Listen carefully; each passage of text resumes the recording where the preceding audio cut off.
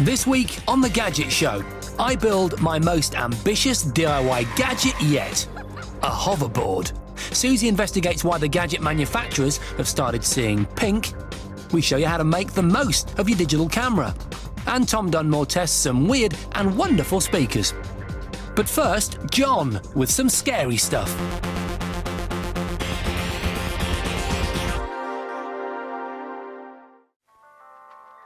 It's been said that if you got hold of someone's old computer, you could write their life story. Everything's on there. Diaries, letters, internet chats, what websites someone visits, how they spend their money. It's all carefully organised in files on the hard drive. In fact, a recent survey found that half the old computers sold or given away in the UK still contained financial or personal details. So, how do you remove your intimate details from your hard drive? That's what we're going to find out today. We're with security expert Dave Duke from Cryptic Software. Last series, he helped us crack the passwords of people in our office, and now he's back. But this time, he's going to show us how best to clean our old computers and keep our secrets secret. Here in his laboratory, we've loaded a computer with all sorts of personal information, including Word documents, emails, records of internet conversations and photos. And we're going to try various different methods of getting rid of all that data. Obviously, one thing you could do is delete all your files. It's time-consuming, and there's a chance you might miss things, but it should be fine if you're thorough, shouldn't it? Clearly, you'll have to empty the recycle bin as well. It would be a real schoolboy error if you fail to do that. Ultimately, though, it wouldn't really make any difference.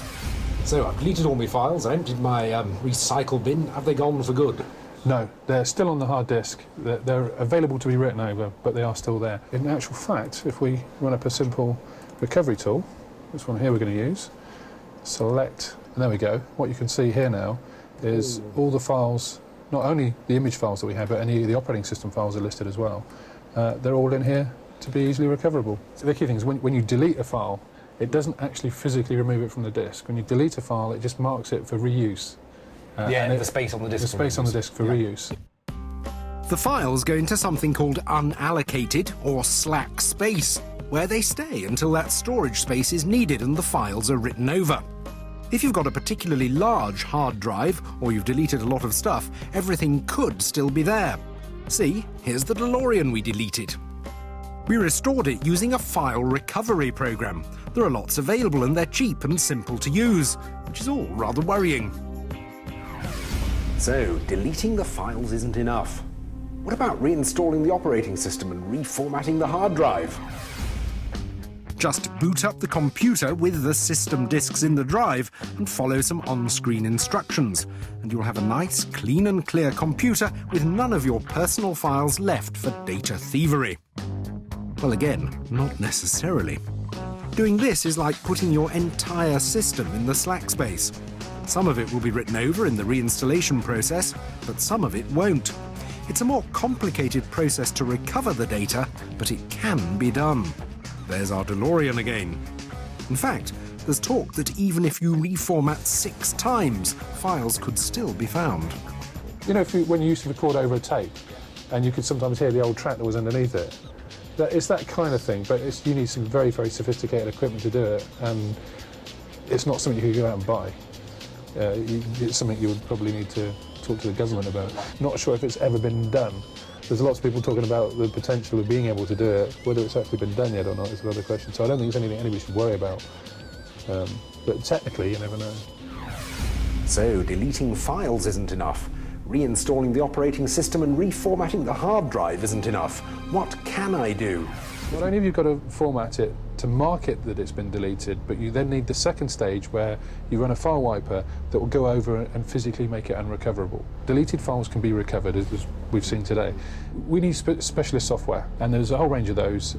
They tend to be called cleaners or wipers or evidence eliminators, but they'll do pretty much the same thing. They'll go through and they'll remove all the data permanently. And out of the tools that we looked at, the best by far was a product called Evidence Eliminator. You can tell when you've got a good product because it takes the time to do it. If a product cleans your machine in a matter of minutes, it can't be doing a good job. You need something that gets down and physically deletes bit by bit the data off your disk, and that is a very time-consuming process. So if it takes half an hour or an hour, then it's more likely that it's doing a better job for you. But it is costly. It's about £119. This particular product is expensive, but you pay for what you get. So there is a way of removing my personal info before getting rid of my computer. But what if the computer's died or the hard drive's kaput? Then there's no way I can format it or wipe it.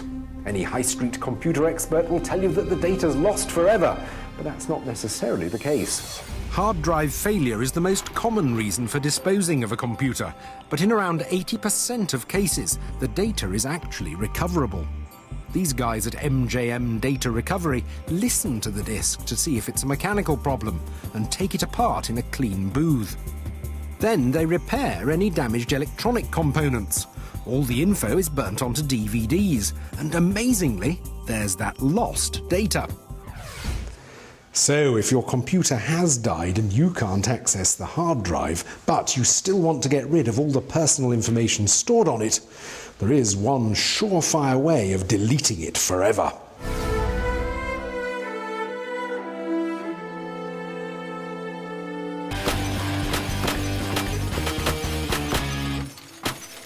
Once you break the integrity of the case and actually smash the hard disk, it's game over. No one's recovering anything. Unfortunately, though, someone could already have got all your details long before you decide to dispose of your computer. Join me later when I show you how easy it is to hack into an unsecured Wi-Fi network.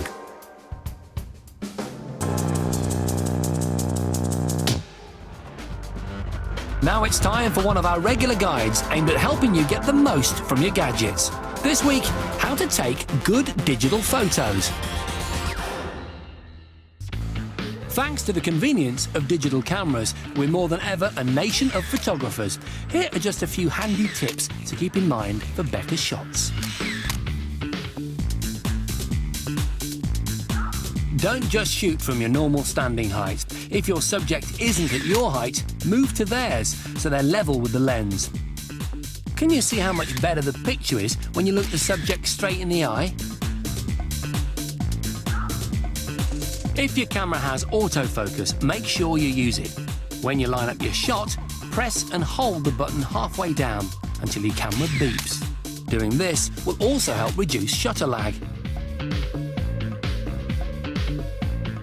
Now you're ready to press the button, so hold your breath and don't talk.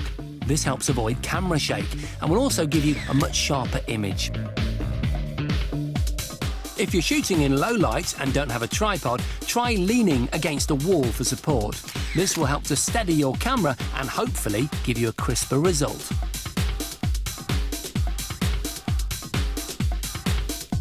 You can use your flash outside too.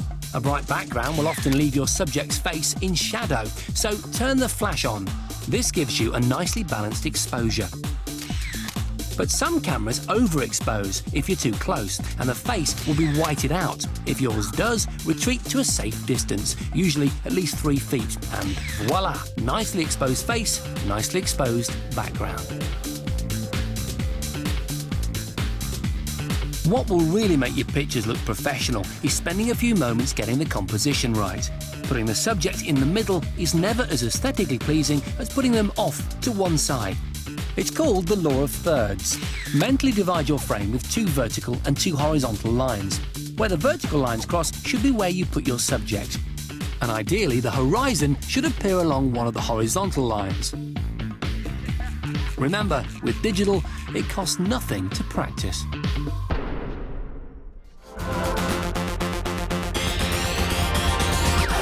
When the Gadget Show was first commissioned, we were asked to make a programme for 16 to 34-year-old males.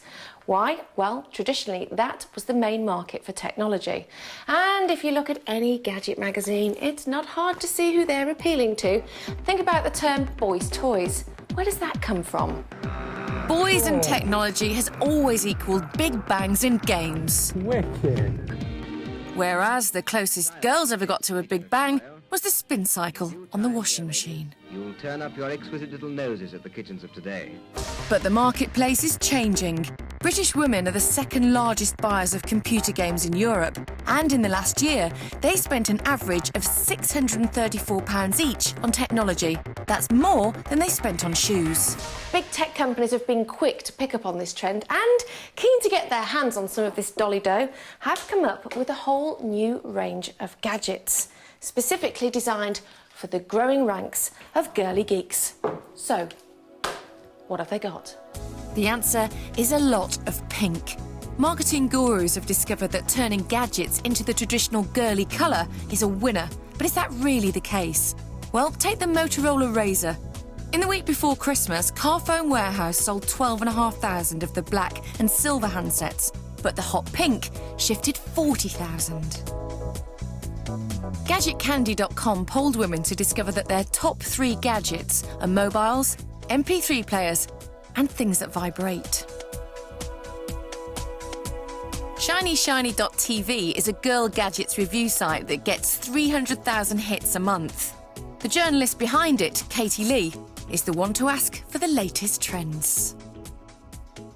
It's getting slightly more sophisticated than just slapping pink on the gadget, though, isn't it? Because there's lots of celebrities starting to endorse different products and say they've designed them. And we've got that Matthew Williamson radio there, which is, I think, essentially got a print on that he's probably selling this year. Also, you know, companies like, for example, Nokia, you know, they don't bring out phone ranges anymore. They bring out new lines. So it's sort of, you know, their fashion. It's sort of, they've started using fashion speak in this season's collection. What about in terms of features within the product themselves, though? Are there anything that's specific for a woman? Well, you've got, this is a prime example, is this lovely phone which has a period scheduler and a biorhythm calculator. Always don't like that word. You can't use period on it. The girly game Nintendo sold 160,000 copies during its European launch weekend. So I can look after a dog on this game? Yeah, the Nintendogs game, that's very popular with the ladies, just because it's sort of cute puppies and you get to look after them and take them for walks and stroke them, play games with them. It is actually very addictive. It's very easy to get involved in it. Look how sweet it is. How can you resist? You're starting to sound like a girl. Look, I've put him in a little box with no holes in for him to breathe, so he's going to die. Now, Katie, I'm told that digital cameras are very popular with the ladies. That's right, yeah. It's always the girls out and the girls' night out taking all the pictures and your mum taking the family photos. And, yeah, I think the girls are the ones that sort of have always traditionally been the snappers in the family. Men own more digital cameras, but women take and develop 2/3 of the photos. Women's love of printing photos may go some way to explain the growing popularity of cheap and cheerful home printers. This one will give you a postcard pic in no time at all.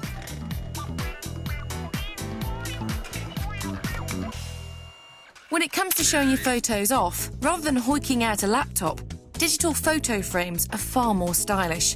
They work and look good. 2 things I reckon will always attract women to technology, no matter what colour it is. And if that's not enough proof that women are getting more involved with gadgets and influencing their design and development, then what about this fact? More than 1/3 of people watching the Gadget Show right now are women. Now it's time for our regular look at the coolest gadgets around. This week, some pretty spectacular speakers. Here's Tom Dunmore with the critical list. These days, most people stick with the speakers that come with their hi-fi systems and televisions, but by upgrading, you can significantly improve the quality of your home entertainment experience.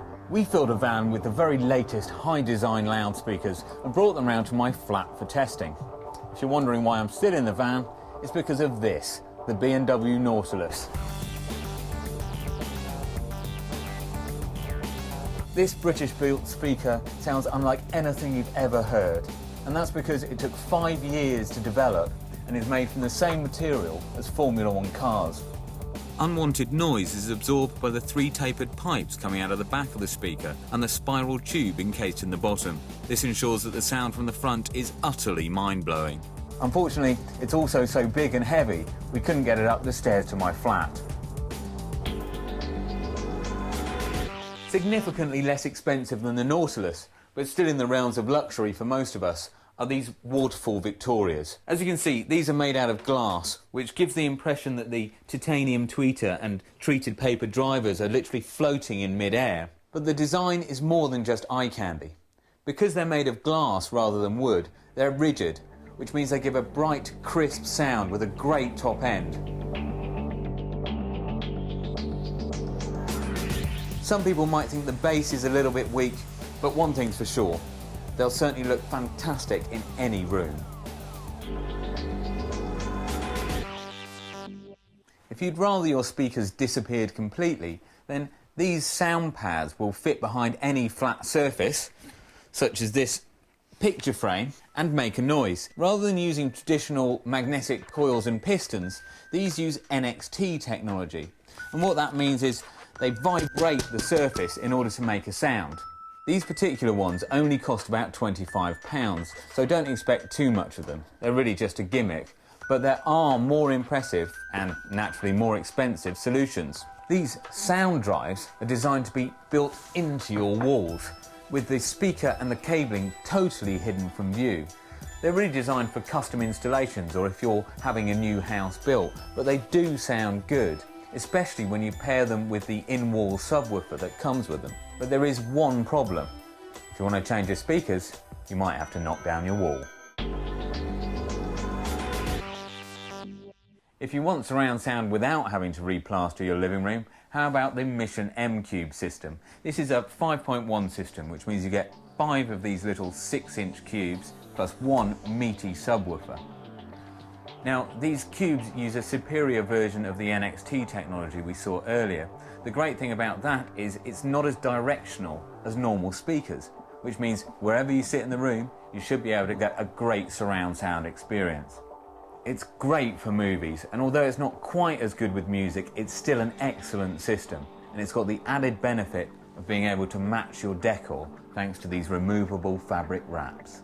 Of course, the problem with a 5-speaker system, no matter how cute, is that your lounge is crisscrossed with wires, which is where this digital sound projector from Yamaha comes in so handy. This is a one-box solution that houses 42 separate amplifiers to drive 40 different speakers and 2 subwoofers. And they're no ordinary speakers either. They're specially targeted sound beam drivers that bounce noise off walls to create a really convincing impression of surround sound. It's such an impressive piece of kit that last year it won What Hi-Fi's Innovation Award.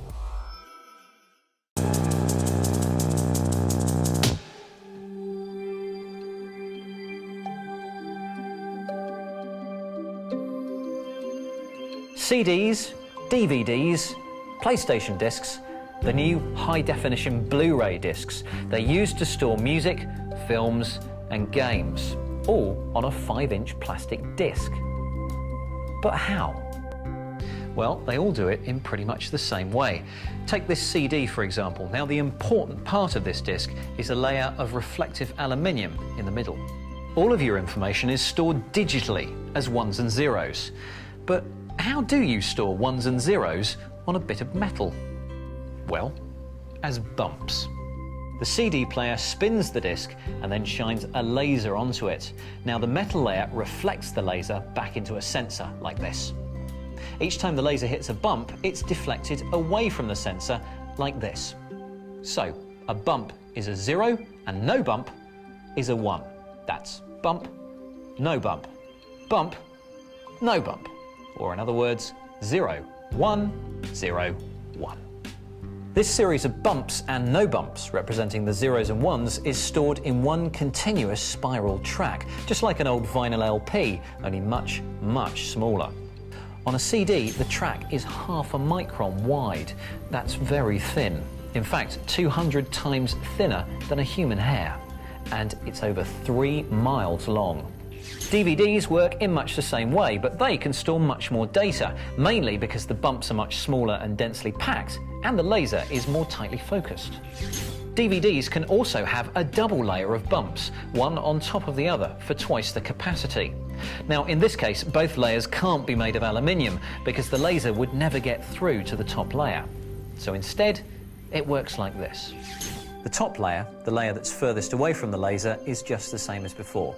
A reflective layer that shows zeros and ones as bumps and no bumps. The bottom layer, the layer that's closest to the laser, is like this pane of glass. It's only semi-reflective, which means you can shine the laser right through to see the bumps on the back layer, but it also means that if you refocus the laser and the sensor, you can pick up bumps on that layer too. Recordable CDs and DVDs have to mimic the bumps because your computer can't mechanically punch bumps into them. On recordable discs, you burn black spots which obscure the reflective layer. So instead of bumps and no bumps, you have black spots and reflective spots. And that's why they call it burning a CD.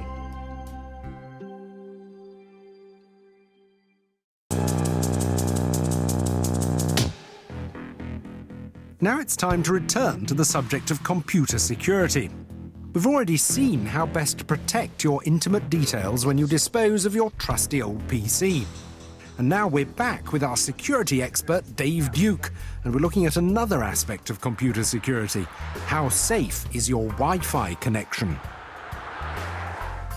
Just taking a drive round any neighbourhood is like being in the middle of a giant, unsecured Wi-Fi hotspot.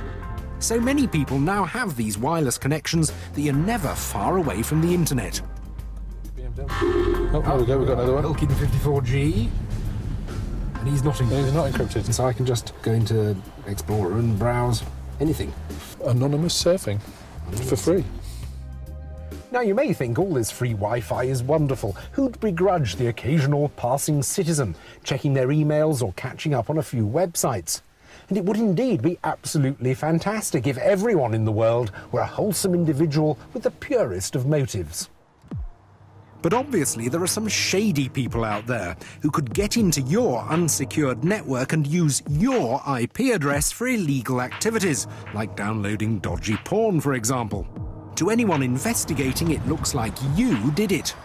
But what about those people who are just checking their emails? They're not breaking the law, are they? Well, yes, they are, actually. Last year, a man in Ealing was fined £500 for using one of his neighbour's internet connections. He was charged with dishonestly obtaining an electronic communications service. If that's not enough to scare you, then consider this. Anyone who connects to your network could pick up a whole load of potentially damaging information. Using an easily downloadable program, we're not going to tell you what it is, Dave here can hack into your system in minutes. Then the next time you click send and receive on your email inbox, hey, Dave's got your details, your login name and password, just what he needs to intercept your mail. And guess what? Any website you log into, he can get the info for that as well. Make a purchase, and he's got your credit card details ready for a shopping spree. You may be wondering how someone outside can pick up your Wi-Fi when you can't even get a signal in the kitchen from your router in the living room. Well, the radio signals that make up Wi-Fi find it relatively difficult to get through walls. But if they do make it outside, there's nothing stopping them. They can sometimes go for miles. In fact, when we were cruising down a dual carriageway in the middle of nowhere, I managed to pick up someone else's signal and log on. I couldn't even see the house I was stealing it from.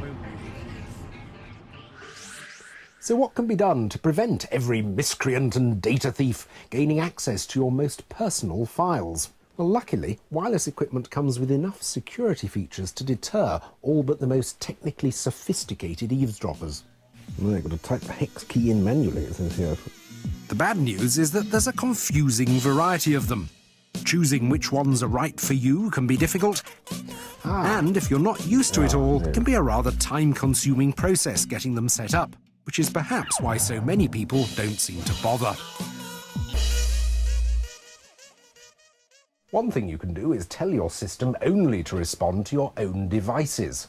Every piece of wireless equipment, whether it's a laptop, an adapter, even a PSP, has a unique registration number. It's called a MAC address.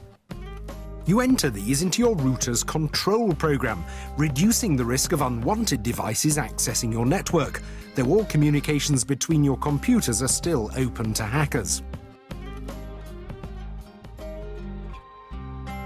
To guard against this, you can also use an encryption system. All Wi-Fi hardware comes with one, and sometimes a choice. There's wired equivalent privacy, or WEP, and the tougher Wi-Fi protected access, or WPA. As well as encrypting all communications between your kit, your wireless router asks you for a username and password when you try to connect to it. Though all the coding and decoding can slow your system down a bit.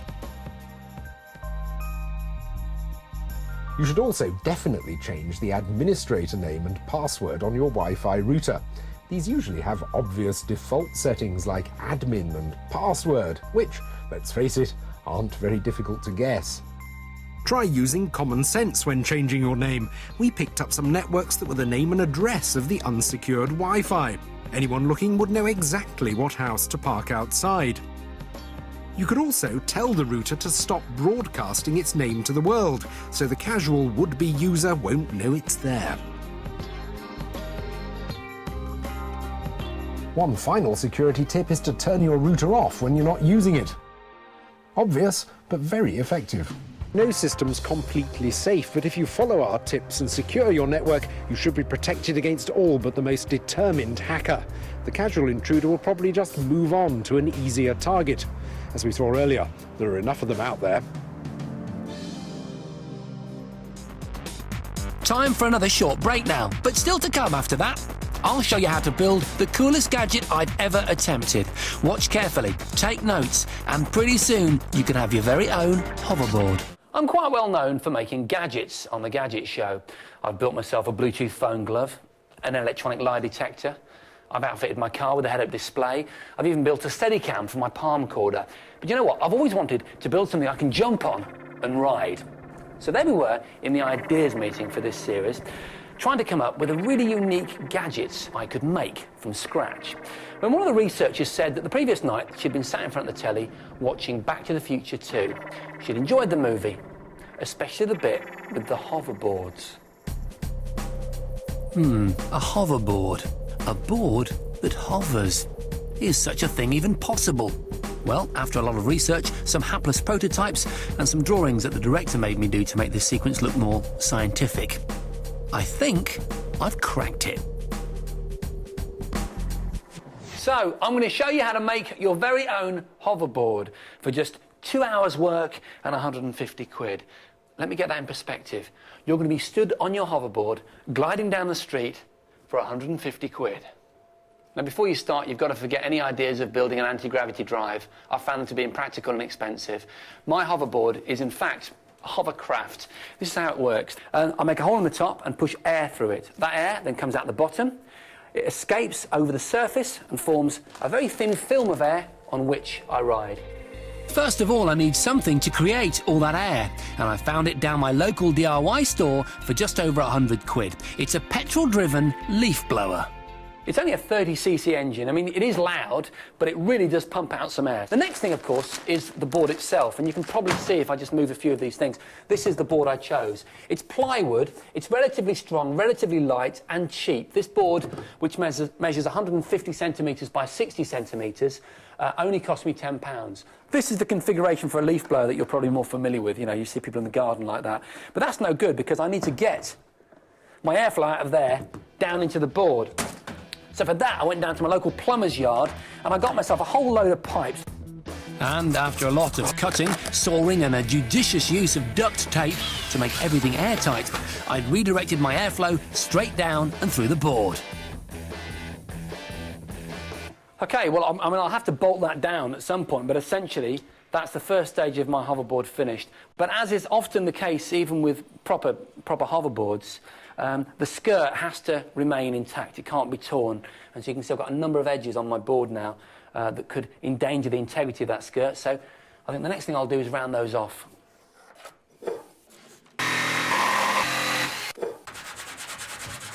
Now we come to the fun bit, the skirt. And there we are. This is, what have I got here? 1000 gauge, 250 micron pool stuff. This is the stuff you chuck in a pond in your back garden. The reason I'm using something this heavy duty is that this is the bit that will scrape on the ground, and any tear will be a mini hoverboard disaster. With the skirt tightly stapled, it was back to the good old duct tape to prevent any precious air from escaping.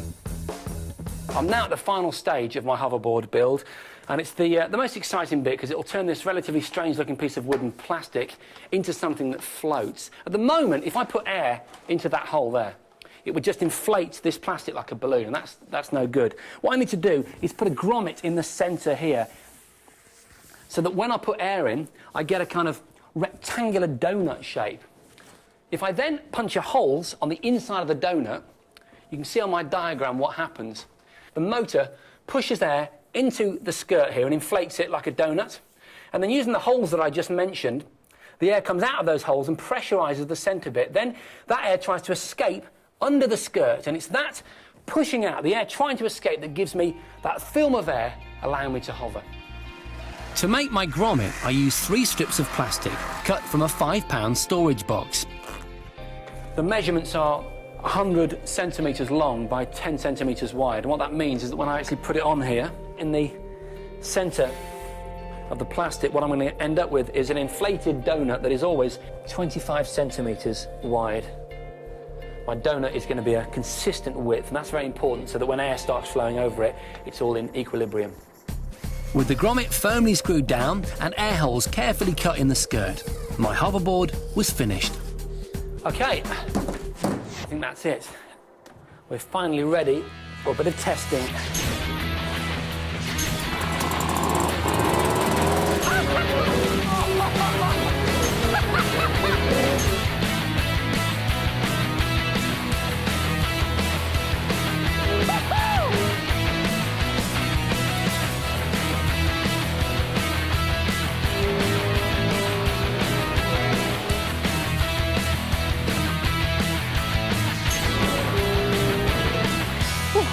Wow, what can I say? That has more than impressed me. It's phenomenal. A proof of concept, certainly. An incredibly fun device, yes. But a snowboard for the new millennium, I don't quite think so. The problem with it is, it's like riding a block of ice. You know, there's no friction at all, which is essentially what enables you to control a snowboard or a skateboard. So I think if I was to improve on the design, it would be to maybe work on a second engine that would give me some form of control, some form of propulsion forwards. But all in all, one of the best builds we've done on the Gadget Show. And if you want to find yourself on your own hoverboard, you know what to do. We've got full plans on the Gadget Show website.